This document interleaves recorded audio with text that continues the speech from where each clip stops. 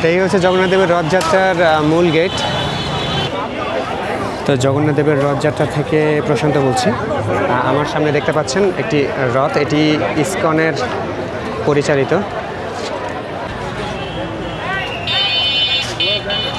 রথযাত্রা শুরু হবে বিকেল 3টায়। আমরা মোটামুটি খুব ভালো সময় চলে আসছি। চলুন আমরা আশেপাশের এরিয়াটা আগে একটু ঘুরে দেখি। হ্যাঁ, এখনও কিন্তু প্রতিমা ওঠানো হয়নি, আমরা প্রতিমা ওঠানোর জন্য অপেক্ষা করব।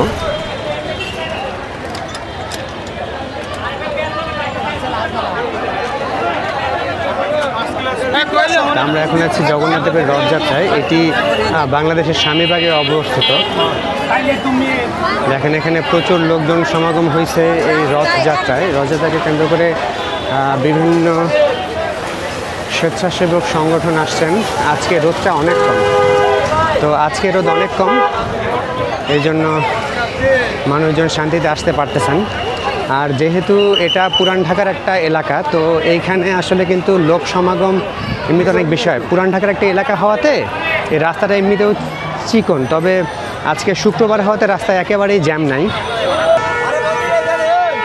এই হচ্ছে বলরাম, সুভদ্রা এবং জগন্নাথ দেবের প্রতিকৃতি।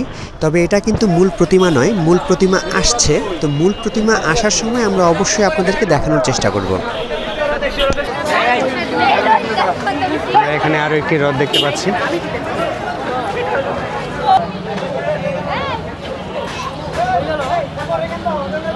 আমার আশেপাশের পুরো এলাকাটাতেই এখন একটা উৎসবমুখর পরিবেশ বিরাজ করছে। তো রথযাত্রা এটা কিন্তু বাংলাদেশের একটি খুব প্রাচীন একটি সনাতনী উৎসব। এটি ভারতের উড়িষ্যা, পুরী, পশ্চিমবঙ্গ এবং বাংলাদেশের অনেক জায়গাতেই রথযাত্রাটা কিন্তু খুব উৎসবমুখর পরিবেশে পালন করা হয়। ইসকনের বদৌলতে এখন পৃথিবীর বিভিন্ন দেশেও কিন্তু রথযাত্রাটা হয়। কিছুক্ষণের মধ্যেই বলরাম, সুভদ্রা এবং জগন্নাথ দেবের মূল প্রতিমাগুলি আনা হবে। তো চলুন আমরা মন্দিরের কাছাকাছি যাই। তো ইসকন মন্দিরের এখান থেকে রথযাত্রার মূল আনুষ্ঠানিকতা শুরু হওয়ার কথা। আমরা এখন ইসকন মন্দির থেকে বের হয়ে রথযাত্রার দিকে যাচ্ছি। তো মন্দিরের বাইরে এখানে প্রচুর ভিড়। জগন্নাথ দেবের প্রতিমা নিয়ে আসা হচ্ছে। তো এই হচ্ছে জগন্নাথ দেবের প্রতিমা এবং এর পরপরই বলরাম এবং সুভদ্রার প্রতিমা আসছে। আমরা এখানে সুভদ্রার প্রতিমা দেখতে পাচ্ছি। তো প্রতিমাগুলোকে নিজ নিজ রথে স্থাপন করা হবে এবং আমরা আশা করি যে আগামী 10-15 মিনিটের মধ্যে হয়তো রথযাত্রা শুরু হবে। তো আমরা রথযাত্রার সাথে যাব এবং আপনাদেরকে দেখানোর চেষ্টা করব রথযাত্রার পুরোপুরি প্রক্রিয়াটি।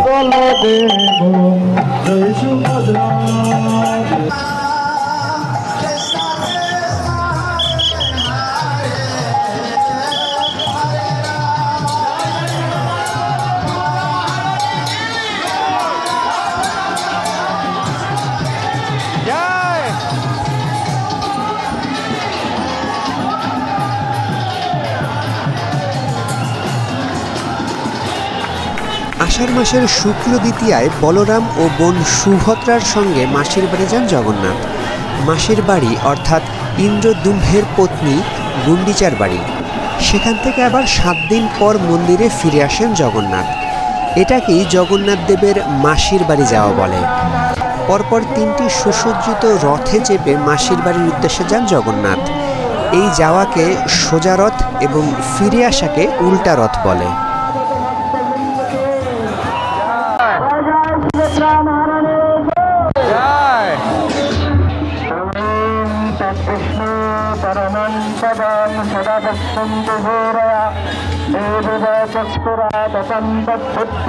আপনারা দেখছেন যে জগন্নাথ দেবকে এখন ওনার নির্দিষ্ট রথে স্থাপন করা হচ্ছে। তো সবাই জয়ধ্বনি দিচ্ছে এবং নারীরা উলুধ্বনি দিচ্ছে এবং পুরোহিতরা মন্ত্রের মাধ্যমে জগন্নাথ দেবকে বরণ করে নিচ্ছেন।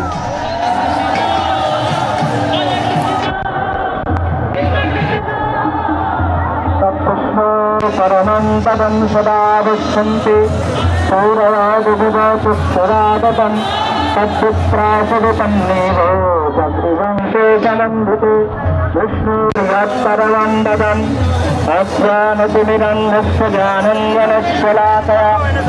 তাই এইটুকু সাধারণ বিচার রাখবেন ভক্তগণ, ও থেকে কেউ ফল ছেড়ে মারবেন না, ফল ভক্তদের হাতে দিন চলে আসবে।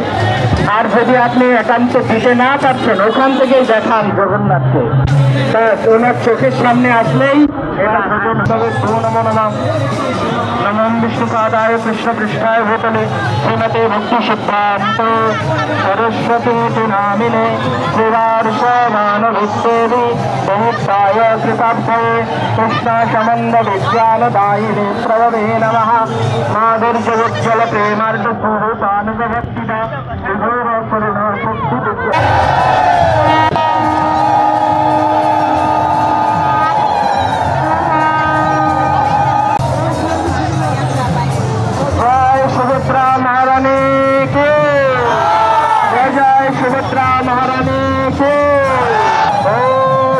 प्रकाश महादीप सर्वत्र तुमिराप सदज्जाभ्यन्तरे ज्योति उते अहं प्रतिगच्छताम् ओम एषद्दीप श्री सुभद्रादेव्यै नमः। তো রথযাত্রা শুরু হয়ে গেছে, আমরা রথগুলোকে এখন চলতে দেখছি।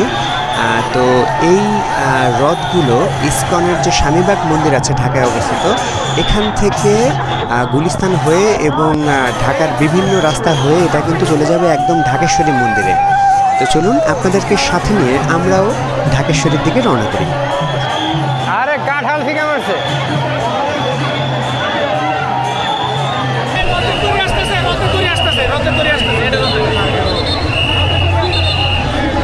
এখন রথটি আছে ঢাকা বিশ্ববিদ্যালয়ের কাছাকাছি, এটা ঢাকা বিশ্ববিদ্যালয় হয়ে ঢাকেশ্বরী মন্দিরের দিকে চলে যাবে। তো প্রচুর লোক দেখতে পাচ্ছি, প্রচুর উৎসাহ উদ্দীপনার মধ্য দিয়ে রথযাত্রা এগিয়ে চলছে ঢাকেশ্বরী মন্দিরের দিকে। একটি আষাঢ় মাসে আয়োজিত অন্যতম প্রধান হিন্দু উৎসব। ভারতের উড়িষ্যা, ঝাড়খণ্ড, পশ্চিমবঙ্গ ও বাংলাদেশে এই উৎসব বিশেষ উৎসাহ উদ্দীপনার মধ্য দিয়ে পালিত হয়। এছাড়া ইসকনের ব্যাপক প্রচারের জন্য এখন এটি বিশ্বব্যাপী অনুষ্ঠিত হয়। দীর্ঘ বিচ্ছেদের পর কৃষ্ণের বৃন্দাবন প্রত্যাবর্তনের স্মরণে এই উৎসব আয়োজন করা হয়ে থাকে।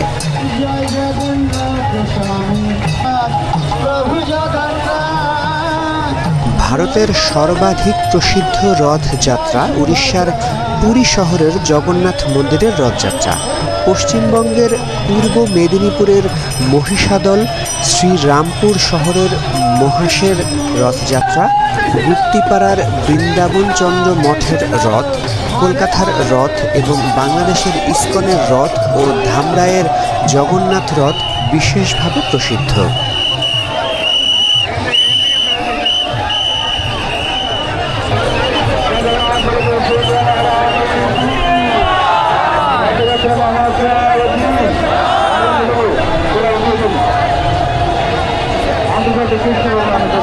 রথযাত্রা উপলক্ষে বিভিন্ন স্থানে মেলার আয়োজন করা হয়। পশ্চিমবঙ্গে রথযাত্রার সময় যাত্রাপালা মঞ্চায়নের রীতি বেশ জনপ্রিয়। শ্রী রামকৃষ্ণ পরমহংসদেব, তার স্ত্রী মা সারদা দেবী, নাট্যকার গিরিশচন্দ্র ঘোষ, সাহিত্য সম্রাট বঙ্কিমচন্দ্র চট্টোপাধ্যায় সহ প্রমুখ ব্যক্তিরা রথের বিখ্যাত মেলা পরিদর্শনে আসতেন।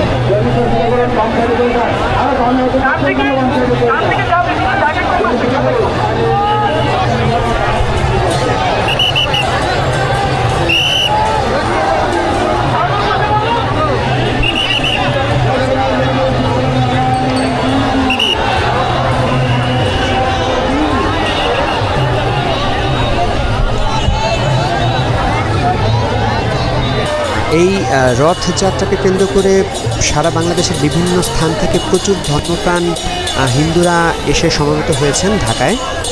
এখন আমরা ঢাকা বিশ্ববিদ্যালয় এলাকাটি অতিক্রম করছি। আমার সামনে এবং পেছনে আপনারা দেখতে পাচ্ছেন প্রচুর লোক এরা কেউ কেউ কীর্তন গান করছেন এবং কেউ কেউ নৃত্য করছেন। আমরা অনেকগুলো দলগত লোক দেখেছি যারা দলগতভাবে যে ইসকনের যে স্বাভাবিক নৃত্যটি হয় সেটি করছেন, এবং কিছুক্ষণ পরপরই কিন্তু আমরা প্রশাসনিক বিভিন্ন যানবাহন দেখতে পাচ্ছি, পুলিশের গাড়ি বা আরও অন্যান্য যেসব প্রশাসনিক সংস্থাগুলি আছে তাদেরকে আমরা লক্ষ্য করছি। কিছু স্বেচ্ছাসেবক সংস্থাকে আমরা কাজ করতে দেখেছি, যেমন এখানে আমরা দেখতে পাচ্ছি শরবত বিতরণ করা হচ্ছে, এবং আরেকটা গাড়িতে আমরা দেখলাম যে ওরা শিশু খাদ্য দিচ্ছে এবং সুপেয় পানীয় জলের ব্যবস্থা করা হয়েছে। যেহেতু এখন গরমের দিন, তবে আজকে কিন্তু ওইভাবে কিন্তু অতটা বেশি গরম পড়েনি, বা আজকে রোদটাও কিন্তু যথেষ্ট কম ছিল। তো যাই হোক, অনেক স্বেচ্ছাসেবক সংস্থা এই রথযাত্রাটিকে সুন্দরভাবে পরিচালনা করার জন্য সহায়তা করছে।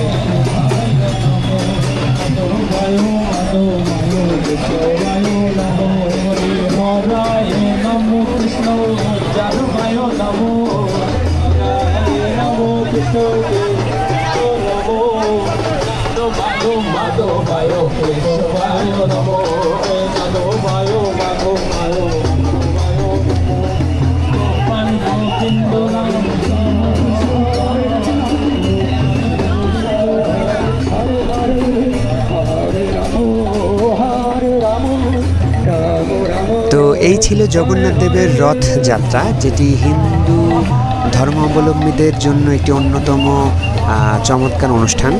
তো চলে যাচ্ছে এখান থেকে, দেখা হবে অন্য কোথাও অন্য কোনো চমৎকার লোকেশনে।